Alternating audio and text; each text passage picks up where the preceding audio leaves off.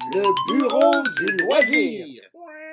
Bonjour, bienvenue au bureau du loisir. Salut les burophiles. Ça fait 2 semaines d'affilée, Mathieu. Hey, on reprend nos bonnes vieilles habitudes. C'est des bonnes nouvelles. Bravo. Le printemps est presque là. Ouais. On l'espère, mais On il ne l'attend. se révèle pas encore. On le souhaite, on l'invoque. Mathieu, une petite salade de jeux aujourd'hui. Oui. Qu'est-ce qu'on a au menu? Alors au menu, on a un petit jeu à vous parler. On a un jeu très surprenant et on a un jeu qui sème la dissension au sein du bureau du loisir. Une dissension au Ouais. bureau du loisir. Ça n'arrive pas souvent. Non. On essaie de faire attention un peu à ça parce qu'on veut être des vecteurs de positivité. Bravo. Mais, Oui. parfois, il y a de la dissension et ça peut être intéressant de ne pas être d'accord. Oui. Ça permet des belles discussions. Sans plus tarder, on se lance dans le premier jeu. Oui. Alors, C'est vas-y David. Le Seigneur des Anneaux, la communauté de l'anneau, le jeu de pli coopératif. Il a pris sa voix de théâtre pour le dire en plus. Oui, ça ressemble un peu à ça. Une petite boîte. Qui n'est pas si belle, hein, qui attire pas l'œil en fait sur la tablette. Non, effectivement, Mais- ça attire pas l'œil, mais on est très à côté ici, côté marketing. Ouais, il y a des sur belles choses à l'intérieur, quand même. L'iconographie quand même du Seigneur des Anneaux de Peter Jackson. Oui. C'est un jeu de pli coopératif. Déjà, à coopératif, je suis un peu vendu. Oui, ça ressemble un peu à The Crew, mais dans le monde du Seigneur des Anneaux, dans le sens où il va y avoir des missions différentes à accomplir. Il y a 18 missions, 18 chapitres de l'histoire dans la boîte. Et ce qu'on va faire, c'est qu'à chacun des chapitres, ils vont nous donner des personnages qu'on peut jouer. Il y a toujours des personnages qui sont obligatoires, puis des personnages qui sont optionnels. Et la mécanique tourne beaucoup autour des personnages. Hein. Ouais. Ils ont des caractéristiques et des pouvoirs. Ouais, ça puis qui- c'est eux qui vont devoir remplir des missions. Par exemple, il faut que Frodon finisse avec des cartes anneaux. Ou il faut que Merry ne gagne pas de pli. Fait que donc, il va falloir... On a chacun des missions, puis c'est là où ça diffère un peu de The Crew, parce que The Crew, c'est plus des missions collectives. Ouais. Là, ça va être des missions individuelles selon le personnage qu'on va choisir. Donc, très intéressant. Est-ce qu'il faut aimer le Seigneur des Anneaux? Je pense que c'est pas une obligation. Non, le jeu est autosuffisant, je pense. Mais c'est très sympathique, en fait. Moi, on a joué à ça, là, puis on avait beaucoup des sourires parce que tel personnage fait un petit peu des niaiseries, l'autre personnage est plus rusé. Là. Oui, il y a un respect thématique quand même de l'univers aussi à travers le jeu de pli. L'avantage de ce jeu-là, je pense que c'est encore un de ces jeux que j'aime beaucoup, qui s'explique en 95 secondes, puis qui se met en place en Ouais, 2 surtout minutes. quand on connaît les jeux de pli, je pense que ça va de soi. Là. Oui, c'est ça, exactement. Ouais. L'intérêt, l'originalité est un peu plus dans les missions, comme tu disais. Ouais, 1 à 4 joueurs, on l'a essayé à 4. C'est selon BGG, en tout cas, c'est le nombre idéal de joueurs aussi. C'était vraiment très agréable à 4 joueurs, puis c'est ça dure 20 minutes. Donc, Très le fun, coûte pas cher. Sûrement une longue vie possible au jeu. Hein. Ouais. On réussira pas les missions du premier coup. Puis à la rigueur, j'ai l'impression que même si on arrivait à toutes les résoudre, tu changes de groupe de joueurs puis tu recommences. tu changes de puis t'as autant personnage plaisir, aussi. là. Ouais, c'est parce ça. que t'es pas obligé d'avoir tout le temps les mêmes personnages. Exact. Tu n'appliqueras pas la même stratégie, effectivement, en changeant Ouais. de... Très belle surprise, le Seigneur des Anneaux, la communauté de l'anneau, le jeu de pli coopératif. Bravo, Mathieu. Des longs titres. Sinon, ça, c'est Stone Le jeu, oui. Spine Architect. Le jeu qui nous a surpris, en fait, c'est dans l'univers de Role Player. C'est Jordi Adam. Je pense que c'est le même concepteur que Cartographer pour les amateurs de cet univers-là, là, de Role Player. Et donc, ici, on va être des Minotaures. Et dans la légende de ce jeu-là, les Minotaures sont des constructeurs de labyrinthes. Full ça, fantasy, Ça là. nous vient du roi Minos, là, même, là, tu sais, dans le sens que, de façon ancestrale, c'est des bons constructeurs de labyrinthes. Et donc, il va falloir construire un labyrinthe, un donjon, pour plaire à la reine dans ce jeu-là et de supplanter son architecte favori. Il faut faire des demandes de permis à la municipalité, s'occuper du journage, engager des... Du journage, c'est quoi le journage? Le zonage. Le zonage, pardon. Ouais. Et non pas le zona, comme Non. Harrison Ford. C'est plus triste un peu, le zonage. Il faut se trouver des fournisseurs. Non, pas du tout. C'est un jeu de draft de cartes. Oui, on repêche des cartes. On repêche des cartes, on passe le paquet à l'autre, là, Ouais. il en prend une, on essaye un petit peu d'avoir la meilleure main De possible. nuire à l'autre, mais en même temps de s'avantager. Ouais, et ma réaction a été vraiment forte sur ce jeu-là. Je peux pas expliquer là, pourquoi et comment, mais c'est très agréable, très excitant d'essayer de faire le meilleur donjon possible.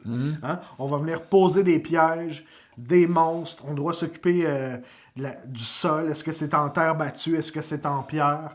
On essaye de créer un chemin qui mène de l'entrée à la sortie. Ouais, puis tout le défi du jeu, c'est de répondre aux objectifs. Donc, on va avoir plusieurs sortes d'objectifs différents. Et à la fin de la partie, on va compiler tout ce pointage-là. Il y a un objectif qui est commun à tous. Sinon, à chaque fin de tour, on va aussi repêcher, nous, un objectif privé. Ça va nous en faire 3. Selon notre développement. Hein, selon notre développement, oui. Et donc, on va avoir aussi un plan à respecter. Il va falloir un gobelin absolument à cet endroit-là, un piège à cet endroit-là, une étoile à un autre endroit. Donc, quand on respecte toutes ces conditions-là, ben plus on les respecte, plus on a de points. Les gamers vont apprécier un autre petit détail. Il se passe beaucoup de choses dans le donjon. Il y a beaucoup de façons de faire des points. Ce qui fait, c'est très agréable, c'est que on ne sait pas jusqu'à la fin si on va gagner. C'est vraiment difficile de se projeter. On essaie de faire notre mieux possible, mais on n'a jamais le sentiment de voir l'autre jouer et de faire « Ah non, c'est impossible que je rattrape ». Il y a trop de choses qui se passent. Il y a beaucoup de pièces mobiles, c'est ça qui est le fun dans ce jeu-là aussi. Exactement. On peut acheter aussi des monstres pour les rajouter dans les salles qu'on veut, des pièges, etc. Là, on espère que dans le draft d'accessoires disponibles pour le donjon, ils sortent ce fameux gobelet-là ou ce bulbe de jello vert qui va venir nous permettre de réaliser notre plan et d'aller chercher plus de points. Donc, Stone Spine Architects, c'est bientôt disponible en français au Québec. Ça, c'est une version que j'ai prise en France aussi. Oh! Mais en français, en anglais, c'est pas si compliqué non plus, là. Entendons-nous. Ouais, c'est un peu indépendant de langage. Hein? Ça tourne autour des cartes. Il y a quelques petites phrases sur les cartes objectifs, mais il n'y a pas de quoi appeler sa mère. Exactement. Et voilà. Et puis, quand on a joué, là, j'étais très excité. On a besoin de rejouer rapidement. Toi, t'as vécu ça en jouant solo même aussi. feeling en solo. Je pense que la première fois que j'ai joué 3 parties de suite. Fait que moi, je l'ai essayé à 1 et à 2 dans ces 2 configurations-là, puis ça marche très, très bien dans les 2. C'est pas pareil comme le jeu de base, parce qu'il est vraiment conçu pour être de 3 à 5. Parce qu'à 2, il faut éliminer une carte de plus pour pas que l'adversaire l'aille. Donc, mais de 3 à 5 joueurs, on va vraiment choisir une carte et passer le reste du paquet. Ça doit être très tendu à 5 joueurs. Hein? Effectivement. Il faudra l'essayer à plus bientôt. Un projet à court terme. Super, merci Mathieu. Et maintenant, le jeu qui a créé la dissension au sein du bureau, c'est le très populaire par les temps qui courent, SETI. C'est un jeu très estimé. Oui. Devinez qui est en amour avec le jeu et qui est moins emballé. Mathieu est très en amour avec le jeu. Oui, très, très en amour. Ça a été un gros coup de cœur dès ma première partie.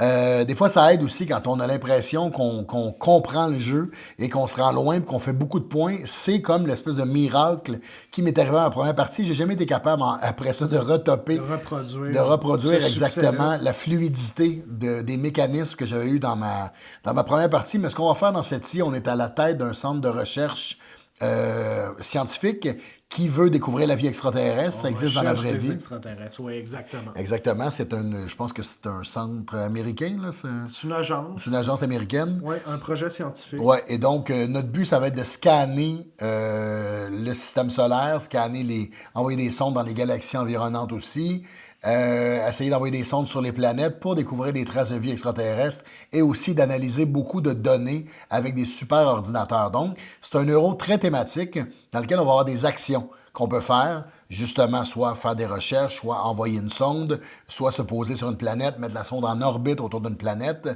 Et il va falloir, on a 5 tours pour ramasser le plus de points possible, puis à chacun de nos tours, il va falloir comme réussir à allonger notre tour, parce que c'est tout ça, le but du jeu, c'est de faire combotter tous les éléments pour être capable d'avoir toujours quelque chose à faire le plus longtemps possible avant de passer, en fait, dans le tour. C'est quoi ta partie préférée, Mathieu? Ben, Pourquoi tu es si en amour avec le jeu? Ben, c'est exactement ça, c'est de trouver les chemins pour être capable de faire combotter les trucs. Puis comme même si on a des ressources qui sont limitées dans ce jeu-là, ben, c'est de les utiliser au maximum, de les optimiser au maximum pour être capable d'en retirer le plus possible. La satisfaction d'être arrivé à allonger ton tour. C'est vraiment comme un puzzle mobile parce que ce qu'on vous a pas dit aussi, c'est que le système solaire bouge. Hein, il rotationne et il y a 3 paliers différents. Et à chaque fois qu'on va développer des nouvelles technologies, le système solaire va tourner. C'est brillant, en fait. C'est que la réalité scientifique du mécanisme là, des... Ben, c'est le temps qui passe. Moi, c'est le même que je le vois. Là. Est intégré dans la façon dont tu peux poser les actions. Ouais. C'est vraiment super. Puis on va augmenter sur une échelle de renommée aussi à chaque fois qu'on va sortir d'une ceinture d'astéroïdes ou qu'on va se poser sur une planète. Donc, il y a vraiment plein de petites affaires thématiquement, je trouve, qui marchent très, très bien, qui sont très, très brillantes. Moi, je suis plus mitigé sur mes expériences du jeu. Je vous explique pourquoi. Puis il y a un gros bémol sur ce mitigeage. C'est à prendre avec un grain de sel? C'est à prendre avec un grain de sel, c'est que j'ai une pensée évolutive là-dessus. SETI, c'est un jeu expert, c'est assez complexe, c'est un beau défi justement d'arriver à faire ces combos-là, d'étirer son tour. Par contre, puis là c'est peut-être moi l'amoureux là, des jeux un peu sandbox, je me sens très contraint. C'est-à-dire que c'est très sec, c'est très serré, on dispose de peu de ressources, il y a des crédits, il y a de l'énergie. Des cartes. Puis des cartes. On n'a pas beaucoup de cartes en main. Là. On parlait de Daybreak récemment. Mettons, dans Daybreak, à chaque fois, tu reçois 5 cartes avec lesquelles tu déclenches des Si actions t'as pas trop de différentes. crise, mais effectivement, Oui. en moyenne, 5 Mais cartes. des fois, tu peux en avoir 8 parce que tu as une autre affaire, là, peu importe. Ici, on est toujours comme avec peut-être 2, 3 cartes en main. C'est un sentiment d'être très contraint. On commence le tour, mais on peut aller en chercher plus tout le temps. On peut aller en chercher, mais tu ne vas pas en chercher 12. Là. Ça ne sera pas Non, ça. ça peut aller jusqu'à 8 à peu près. Puis là où j'ai mis un bémol, c'est qu'il y a deux choses. Là. Premièrement, peut-être que moi, mon esprit n'est pas tourné nécessairement, optimisé pour ce genre de réflexion-là par rapport à un jeu. J'ai un peu tendance à faire de la suranalyse ou j'ai un grand désir de vouloir comprendre, en tout cas. Puis là, ici, il y a beaucoup de cartes. Nous, on a joué en français. Hein. Oui. Il y a énormément d'informations. Là. Ça, c'est intéressant de l'avoir en français, pour vrai, là, parce que tu lis plein de trucs. Mais je pense que c'est un jeu, justement, les premières fois qu'on joue, comme il y a beaucoup d'informations, on essaie de tout les lire, de tout comprendre, puis justement d'analyser toutes les pièces mobiles, mais ça reste que... Ben, tu as besoin de faire ça pour optimiser. Oui et non, parce que, tu sais, les cartes, c'est pas dit dans le sens que les utiliser pour leur pouvoir, c'est pas nécessairement Non, la meilleure façon d'utiliser les cartes Tu ne non veux pas plus. passer à côté d'une affaire qui va, d'une carte qui va te permettre d'optimiser ton jeu. Mais ceci dit, là, je continue dans mon bémol, c'est que je pense que c'est un jeu aussi, par exemple dans mon cas, qui va gagner en intérêt et en plaisir à force d'y jouer. À force de devenir plus habile, puis plus fluide avec cette mécanique-là, puis de développer des réflexes qui permettent d'optimiser, tu sais. Parce que sur papier, ça avait tout pour me plaire. C'est un sujet qui m'intéresse énormément, indépendamment des jeux de société. Puis là, j'ai eu l'impression d'être devant énormément de possibilités et d'être en mesure d'en concrétiser très peu. Là. C'est de là mon bémol. Ouais, je pense qu'il y a une cour d'apprentissage là-dedans aussi, parce que moi, c'est rare que je me sens restreint dans ce jeu-là. Maintenant, après comme 4 ou 5 parties, là, Ben on là- dirait que les choses sont plus fluides. Là. Ouais. Ouais. Et c'est là où on dit, ben c'est peut-être, on a des approches différentes intellectuellement au jeu, là, c'est peut-être ça, mais c'est vraiment, c'est pas moche, là. C'est super intéressant, on apprend plein d'affaires, c'est très concret. Tu sais, les deux autres jeux dont on vous parle aujourd'hui, on est dans le fantasy, ici on est dans la science. Ouais. La thématique et la qualité d'intégration, c'est vraiment super. Ouais. Puis, spoiler, on découvre toujours des races extraterrestres. Ouais, puis là, ça nous donne des façons de faire plus de points encore. Exactement. Comment on interagit avec ces races-là, avec ce qui nous laisse comme trace dans le système solaire Ça, ou c'est- dans la galaxie. Ouais, c'est super excitant Ouais. parce qu'à moitié de la partie, il y a comme un nouveau tableau qui se développe, des nouvelles possibilités. Ça donne un coup d'air. Là. On fait ah, OK, bon, maintenant, je peux faire ça. La dernière partie qu'on a joué ensemble, je suis tombé là-dessus. Dans les races extraterrestres, là, ça nous permet aussi d'obtenir des cartes. Et ces cartes-là sont souvent plus fortes que celles du jeu de base. Ouais. Fait que là, ça m'a donné un regain, des nouvelles possibilités. Je pense qu'on va continuer à jouer à ce jeu-là longtemps. Il y a beaucoup de chair là, ici. Là, Ouais, sur moi, l'os. je vous le dis tout de suite, c'est dans les concurrents de mes jeux de l'année, c'est sûr et certain, parce qu'il y a beaucoup de choses qui se passent, beaucoup de choses le fun. Moi, je trouve qu'il y a toujours quelque chose de le fun à faire aussi dans ce jeu-là. Fait que vraiment, moi, c'est vraiment un gros coup de cœur. Puis j'ai l'impression que plus on va jouer, plus on va être capable d'optimiser, plus on va être capable de faire des points aussi. Fait que c'est un jeu qui a une énorme courbe d'apprentissage, un peu à la Terraforming Mars, tu sais. Ouais. Dans le sens qu'il y a un énorme paquet de cartes, il n'y a aucune carte qui est pareille. Et on a une action à notre tour de jeu, ça passe à l'autre. Fait que c'est quand même, ça peut être assez rapide. Et s'il vous plaît, essayez de prévoir votre coup avant que ça revienne à vous. Je sais que des fois le système solaire tourne, mais ça aide pour la fluidité du jeu. Fait que, mais La c'est- morale de l'histoire, là, c'est que je pense que c'est un jeu qui mérite qu'on y investisse du temps. Si votre réaction première ressemble un peu à la mienne, je dirais, faites confiance au processus. Je pense que ça peut ne devenir que meilleur. Il y a vraiment beaucoup d'affaires intéressantes. C'est Ouais. juste que c'est dry, là, c'est sec au début. Puis si on réagit à ça comme c'est mon cas, on peut passer à côté de toute la qualité de Mais l'expérience. encore là, ça dépend vraiment de qui vous jouez, parce que ma première partie était loin d'être sec et d'être dry. Fait que ça peut aussi être rapidement fluide. Fait que ça dépend vraiment, j'imagine, de circonstances aussi, puis de comment peut-être on aborde ce jeu-là. Je sais pas. Je sais pas. Peut-être qu'il faut qu'on fasse 2 bureaux du loisir à partir de maintenant. Parce que la distension est réelle. Ouais. Ouais, bonne chance. T'as combien de jeux chez vous? T'en as 30? Moins que ça. Suivez le bureau du loisir, vous allez entendre parler des mêmes 30 On jeux. va rouler les mêmes jeux, ça va être malade. Ça a des grandes qualités, je suis sûr et certain.